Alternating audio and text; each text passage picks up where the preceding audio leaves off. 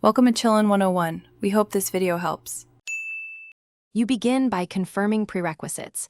Windows updates are installed and your Microsoft account is signed in. Once done, make sure time, region, and language settings match your account because mismatches break licensing checks. Next, run the Windows Store app's troubleshooter. It detects common issues and provides codes. If the troubleshooter reports a fix, accept it. If an error code appears, write it down. These first steps clear most account and system mismatches, so the store can authenticate and download app. Now you move to targeted repairs. First, run WS Reset, exe to clear the store cache and then restart the PC. This resolves many download glitches. If that doesn't help, open Settings, go to Apps, locate Microsoft Store, choose Repair.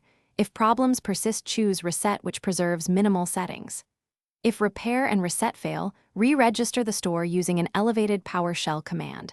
This reinstalls app package registrations. These actions address corrupted caches, permission issues, and finish by signing out of the store and signing back in to refresh credentials, then attempt an app download to confirm functionality.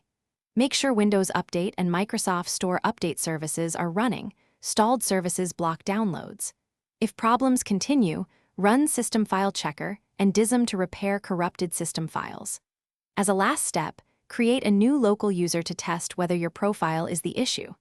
If the store works in a new profile, migrate data. Otherwise, consider an in-place repair install.